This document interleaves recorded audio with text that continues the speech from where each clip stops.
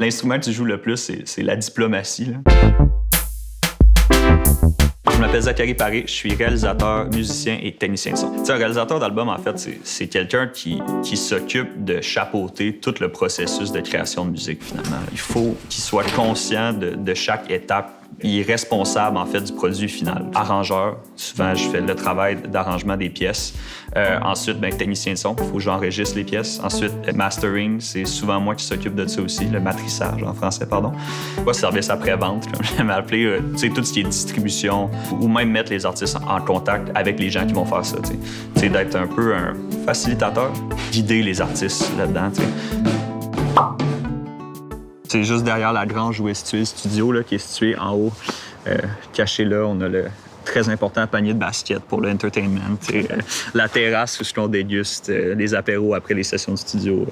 Quand ils ont fait la rénovation de la grange, il y avait un espace au-dessus du chef qui font la vinification. C'est un espace qui est vraiment le fun. Il y a des plafonds cathédrales. Fait que moi, avec l'aide d'un menuisier, on a construit le studio à deux.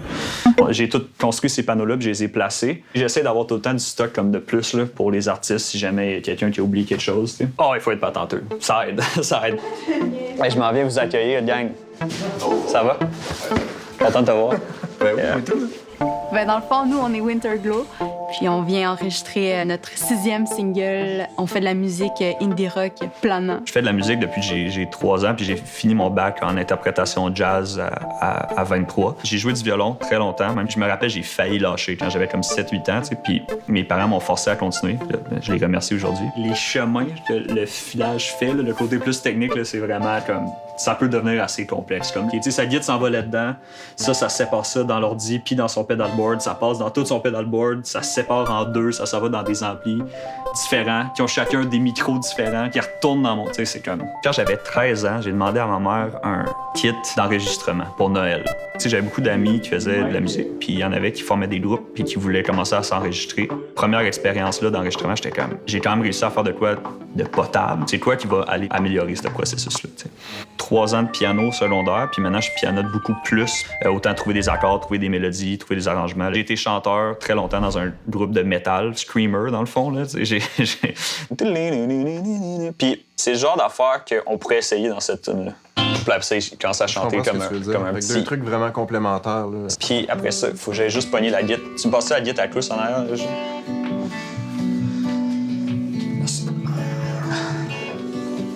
T'es capot 2, là? Tu sais, mettons... Oh. C'est une espèce de truc où c'est des pauses. C'est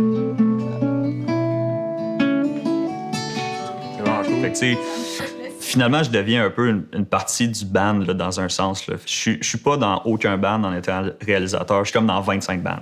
Il amène toujours la tune plus loin que ce qu'elle est à la base, donc il fait sa job. Et tu sais, finalement, le client, c'est l'artiste, c'est pas la chanson. T'sais. Et en fait, quand les artistes sont contents, la tune est bonne. Ça nous permet de faire évoluer la chanson puis de vraiment l'amener à son top. La raison pourquoi il faut être bon en technique puis en musique, c'est pour pas avoir besoin de passer trop de temps là-dessus. Parce que le plus de temps que je prends à placer un micro, le moins de temps que je suis en train de passer à jaser avec les artistes, à être capable de déterminer qu'est-ce qu'ils veulent ou être capable de clarifier leur vision, tu sais. Je vous envoie des idées, puis il y a un back and forth qu'on fait avec lui. Fait que c'est tout le temps amusant. C'est ambiance de party, des fois. Avoir du fun puis dire des niaiseries, c'est permis et même encouragé. C'est le fun, c'est relax.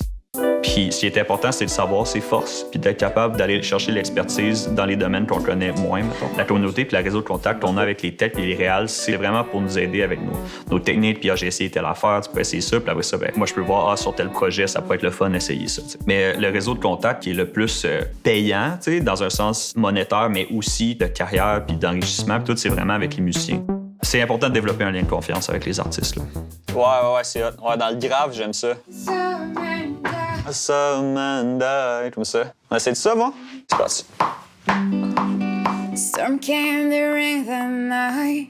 D'avoir certaines connaissances théoriques de la musique, c'est très important en tant que réal. Tu sais, essayer d'un fil en triolet où, tu sais, on peut parler ce langage-là commun, tu sais. Avec les jeunes à la maison, faites vos devoirs de théorie, c'est important là, pour pouvoir bien communiquer avec d'autres musiciens. La technique de son, c'est plus de connaître comment les ondes sonores, ça fonctionne. Je construis mes propres pédales, je soude mes propres fils. Fait que, par exemple, ça, on les a mis en série ensemble. Fait qu'une pédale rentre dans l'autre pédale. Fait que c'est comme une double overdrive, finalement. C'est pas que tu as besoin de faire tes propres pédales pour être réel, là, mais ça aide quand tu sais qu'est-ce que tu veux. T'sais. Tous les panneaux acoustiques qu'il y a dans le studio, c'est moi qui les ai construits. T'sais. Quand je veux contrôler le son de la pièce un peu, je tasse ça comme ça ici. Je peux contrôler après ça les résonances du drum, par exemple. C'est très scientifique, c'est très théorique. Tu regardes des graphiques là, assez complexes pour comprendre comment ça fonctionne. Réal, il faut être plus côté humain. Quand t'es réal, il faut vraiment que t'aimes les deux côtés. Là. La grange où on est en ce moment, c'est une ancienne grange de ferme laitière qui appartenait en fait à l'oncle à mon père. Puis quand les artistes viennent, ils apprécient ça aussi, l'espace, d'être un peu en nature. Parce que je viens travailler sur le vignoble avec mes parents. Fait, c'est sûr, j'ai un gros sentiment d'appartenance. Là. Moi puis l'entreprise de mes parents, c'est beaucoup en symbiose. Là. On n'est pas une ferme en tant que telle, mais on a quelques animaux. Là, on a des poulets là, qu'on a sauvés là, de fermes industrielles. C'est un petit mouton. Puis, mes parents ont travaillé fort sur le domaine. Ça, c'est quand même un beau spot. Fait que les artistes, ils aiment vraiment ça. Ils se sentent un peu en nature. Ils peuvent aller sur le bord de l'eau l'été. Le lieu est comme propice à la créativité dans ce sens-là. T'sais. Le plus sur mon expertise augmente, le plus que je charge cher. Puis ça, c'est tout le côté entrepreneurial. Là. De juste savoir comment charger, c'est assez difficile. Une toune, ça vaut-tu 100$ ou ça vaut 1000$? Quand t'es réalisateur, les artistes, ils te payent. Fait que c'est une façon de pouvoir faire beaucoup plus de musique sans être endetté trop. Là, je me sens très fier du travail que j'ai fait, mais je me sens aussi très chanceux de pouvoir le faire. Là. C'est comme, oui, j'ai travaillé pour gagner leur confiance, mais en même temps, je le prends jamais pour acquis. Je suis content d'où est-ce que je suis rendu, puis j'ai encore de l'ambition pour aller plus loin. Je suis vraiment un produit de mon milieu, finalement.